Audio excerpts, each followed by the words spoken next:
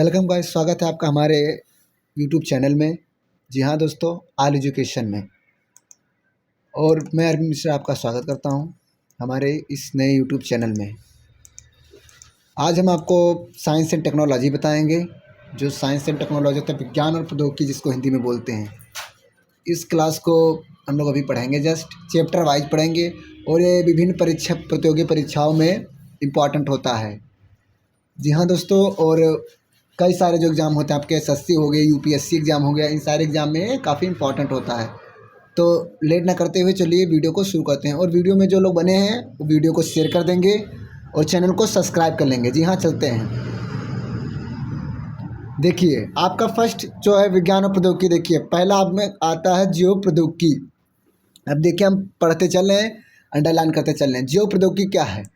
जीव प्रौद्योगिकी में उन तकनीकों का वर्णन मिलता है जिसमें जीवधारियों या उनसे प्राप्त एंजाइम का उपयोग करते हुए मनुष्य के लिए उपयोगी उत्पादों या प्रक्रमों का विकास किया जाता है। इस अर्थ में दही, ब्रेड या वाइन बनाना, वाइन बोले तो शराब, जो सभी सूक्ष्म जीव मध्यस्थता वाली प्रक्रियाएं हैं, जीव प्रौद्योगिकी के जीव प्रौद्योगिकी के रूप में भी सोचा जा सकता है।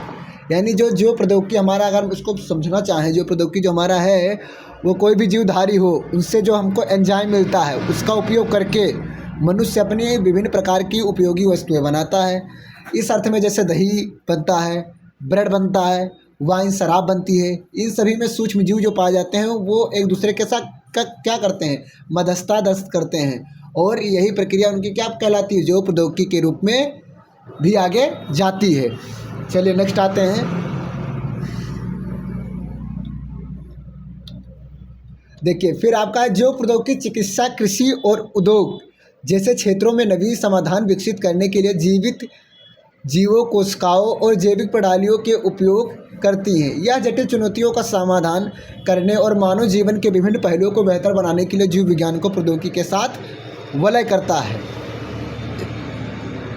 यानी जो प्रौद्योगिकी आपका है वो किस किस क्षेत्र में है, जैसे चिकित्सा के क्षेत्र में है, कृषि के क्षेत्र में है, उद्योग के क्षेत्र में है और अन्य क्षेत्रों में ये बिल्कुल समाधान का कार्य करता है, विकसित करने के लिए कार्य करता है जीवित जीवों में और उनके कोशिकाओं में भी। ये प्रणालियों जितनी भी प्रणालियाँ होती हैं उसमें कार्य करता है। जटिल यानी कॉम्प्लेक्स जो चुनौतियाँ होती हैं इसका समाधान करने के लिए और मानव जीवन के विभिन्न पहलुओं और बेहतर बनाने के लिए जीव विज्ञान प्रौद्योगिकी के साथ विलय करता है। अब नेक्स्ट पॉइंट आता है जीव विज्ञान की मूल बातें। नेक्स्ट आता है जीव विज्ञान की मूल बातें। अब देखिए, इसमें आता है आपका, देखिए डायग्राम दिया गया है, आपको एक एक डायग्राम में बताऊंगा। थोड़ा जूम आउट कर लेता हूँ। ये देखिए, ये किसका है डायग्राम, ज़रा बताना कोशिश कीजिए। कोशिका का डायग्राम है। जी हाँ, सेल का डायग्राम है। ये आपका जो आउटर लेयर होता है सेल मेम्ब्रेन है। This is cytoplasm and this is mitochondria. ये आपका न्यूक्लियस है, ये आपका डीएनए इसी में पाया जाता है। एंड ये आपका एंडोप्लाज्मिक रेटिकुलम, जी हाँ देख रहे हैं रेड में जो आपका है, ये एंडोप्लाज्मिक रेटिकुलम है। ये लाइसोसोम्स है। ये राइबोसोम्स में जो छोटे छोटे छिद्र पाए जाते हैं, आपको जूम करके अगर मैं दिखाऊं इस फिगर को तो आप देख सकते हैं। फिर है ना आपका गोल्गी अपर्चर्स होता है, यानी ब्लैक में जो आपका है ये गोल्गी अपर्चर्स होगा। इधर जो रेड में आपका है एंडोप्लाज्मिक रेटिकुलम होगा। ये जो थोड़ा आपका येलो में है आपका माइटोकॉन्ड्रिया होगा। सेल मेम्ब्रेन इसके आउटर लेयर होंगे एंड साइटोप्लाज्म इसके अंदर का जो भाग होगा वो होगा। अब कोशिका क्या है, देखिए सेल क्या है। कोशिका जीवन की मूलभूत इकाई है, यानी इसके बिना कुछ नहीं हो सकता है। इसको मूलभूत इकाई इसीलिए बोलते हैं। कोशिकाएं किसी जीव के शरीर को संरचना और सहायता प्रदान करती हैं, यानी उसकी संरचना बनाने में मेंटेन करेंगी और क्या करेंगी, इसी से हेल्प करेंगी उनकी। कोशिका की पूर्ण संरचना कम कुछ भी स्वतंत्र जीवन सुनिश्चित नहीं करता, इसलिए कोशिका सभी जीवित जीवों की मूलभूत संरचनात्मक और कार्यात्मक इकाई है, यानी फंक्शनल यूनिट है और स्ट्रक्चरल यूनिट है, यानी कार्यात्मक इकाई भी है और संरचनात्मक इकाई भी है। नेक्स्ट चलते हैं। वीडियो को आप लोग शेयर करते रहेगा जी दोस्तों, और इसमें हम कवर इसको बिल्कुल पढ़ेंगे, बिल्कुल कवर करके। नेक्स्ट आपका कोशिका का आंतरिक भाग एक झिल्ली से घिरे हुए अलग अलग अंगों में व्यवस्थित होता है, यानी कोशिका का जितना भी इंटरनल स्ट्रक्चर होगा वो झिल्ली के झिल्ली से घिरा होगा पहली चीज़, जो आपका क्या होता है सेल मेम्ब्रेन होता है झिल्ली, और जिसके अंग होते हैं वो अलग अलग होंगे, जैसे गोल्गी परचस अलग होगा तो आपका एंडोप्लाज्मिक रेटिकुलम अलग होगा, तो न्यूक्लियस अलग होगा, माइटोकॉन्ड्रिया अलग होंगी, ये सारी चीज़ें अलग अलग होंगी। अब केंद्रक क्या है, केंद्रक को बोलते हैं न्यूक्लियस, आनुवंशिकी जानकारी यानी डीएनए रखता है, और जो कि प्रजनन और कोशिका वृद्धि के लिए आवश्यक है। यानी केंद्रक क्या है, केंद्रक आनुवंशिकी जानकारी रखता है यानी डीएनए के बारे में इंफॉर्मेशन रखता है, और यह प्रजनन और कोशिका वृद्धि के लिए क्या है, आवश्यक है। नेक्स्ट आपका आता है,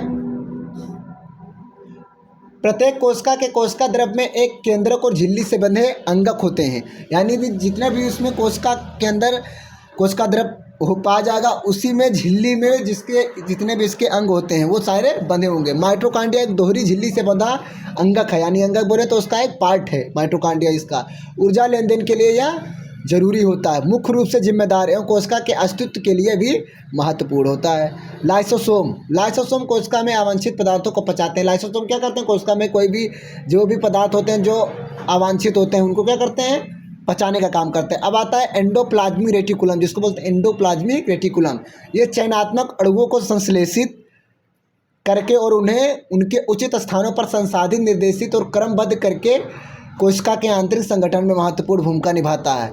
अब देखिए एक क्विक रिसेप दिया गया है इसको लर्न करने का। कोशिका जीवन की मूल इकाई है, ये सबको पता, जो मेन पॉइंट इसमें है यही निकल के आ रहा है, कोशिका जीवन की मूल इकाई है। इसमें एक केंद्रक पाया जाएगा, फिर आपका एक माइटोकॉन्ड्रिया पाया जाएगा, फिर पावर हाउस जिसको बोलेंगे माइटोकॉन्ड्रिया को, कोशिका झिल्ली पाई जाएगी और लाइसोसोम्स भी पाए जाएंगे। कोशिका सिद्धांत, सभी जीवित जीव कोशिकाओं एवं कोशिकाओं के उत्पादों से बने हैं, यानी जितने भी आपके जीवित जीव हैं, कोई भी प्राणी, जैसे हम लोग हो गए, मनुष्य हो गया, अन्य कोई जानवर हो गया, ये सारे क्या होते हैं, कोशिकाओं या कोशिका के जितने भी उत्पाद बने होते हैं उनसे बने होते हैं। सभी कोशिकाएं पहले से मौजूद कोशिकाओं से उत्पन्न होती हैं, यानी एक कोशिका बना तो उससे कई सारी कोशिका बनती चली जाएंगी।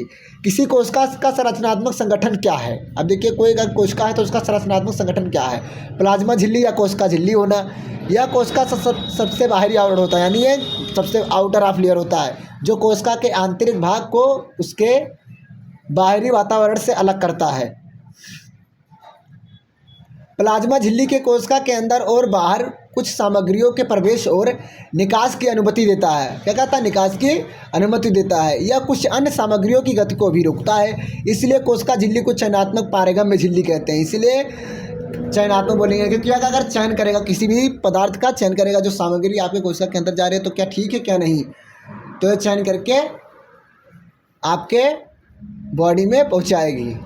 देखिए कोशिका का एक स्ट्रक्चर है पूरा, कौन कौन से क्या होते हैं, या मुख्य रूप से लिपिड, और ये कोशिका झिल्ली जो है इसका एक संरचना दिया गया है, इसमें बताया गया है। जो आपका ये होता है प्रोटीन चैनल होता है जो कि ट्रांसपोर्ट प्रोटीन करता है, फिर ये आपका ग्लोबुलर संरचना होता है, एंड ये आपका ग्लाइकोप्रोटीन होता है, ये आपका एक्स्ट्रा सेलुलर फ्लूइड होता है, ये कार्बोहाइड्रेट यहाँ होते हैं, ये हाइड्रोफिलिक हेड्स होते हैं, ये फास्फोलिपिड के लेयर जो पाया जाता है, बाई लेयर है, जो दोनों लेयर है आपके किसके होते हैं, फास्फोलिपिड के बाई लेयर बने होते हैं। ये भी फास्फोलिपिड, जो आपका रेड में जितने भी डॉटर दिखते हैं क्या है, फास्फोलिपिड मॉलिक्यूल हैं। फिर जो आपका ये इधर बीच में जो आपके येलो येलो सारे सर्कस दिख रहे हैं, आपके हाइड्रोफोबिक टेल्स हैं, इसके पूछ हैं सारे, जिसको बोलते हैं। ये अल्फा हेलिक्स, ये जो आपको प्रोटीन दिख रहा है कैसा है, ये अल्फा हेलिक्स प्रोटीन है, जो कि इंटेग्रल प्रोटीन बोलते हैं। ये आपका सरफेस प्रोटीन का सरफेस है, एंड ये आपका फिलामेंट्स है किसका, साइटोस्केलेटन का। ये जो फिलामेंट देख रहे हैं 5 फिलामेंट्स है आपका साइटोस्केलेटन का। ये आपका जो मेन इंटरजल प्रोटीन होता है, ये आपका ग्लोबुलर प्रोटीन होता है, ये पेरिफेरल प्रोटीन है, ये ग्लाइकोलिपिड है, एंड ये कोलेस्ट्रॉल है। तो यह मुख्य रूप से लिपिड और प्रोटीन से बना होता है। प्रमुख लिपिड जो इसमें पाए जाते हैं क्या होते हैं, फास्फोलिपिड होते हैं। जी हाँ, फास्फोलिपिड होते हैं, जो ये क्या होते हैं, द्विपरत होते हैं, बाई लेयर होते हैं। जैसे देखिए इसका ये फर्स्ट लेयर है and this is second layer. इसमें क्या होता है, व्यवस्थित होता है। नेक्स्ट आते हैं, निष्कर्षण की आसानी के आधार पर झिल्ली प्रोटीन अभित यानी इंटरनल और परिधीय पेरिफेरल के रूप में वर्गीकृत हो सकती है। परिधीय प्रोटीन झिल्ली की सतह पर स्थित होते हैं, जबकि अभिन्न जो अलग अलग प्रोटीन आपके आंशिक रूप से पूरी तरह से झिल्ली में दबे होते हैं। कोशिका भित्ति क्या है, 3.2।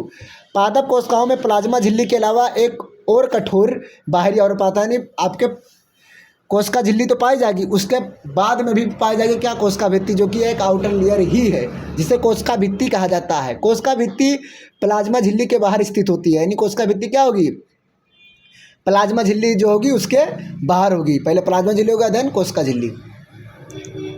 पादप कोशिका भित्ति मुख्यतः सेलुलोज से बनी होती है। जो पादप कोशिका होगी किसकी बनी होगी, सेलुलोज की बनी होगी। सेलुलोज एक जटिल पदार्थ है और पौधों के संरचनात्मक मजबूती प्रदान करता है। यह कोशिका को यांत्रिक क्षति और संक्रमण से भी बचाता है। यह कोशिका से कोशिका संपर्क को भी सुविधाजनक बनाता है और अवांछित मैक्रोमॉलिक्यूल्स को अवरोध प्रदान करता है। उदाहरण दिया गया जैसे शैवाल में कोशिका भित्ति होती है जो कि किससे बनी होती है, सेलुलोज से बनी होती है।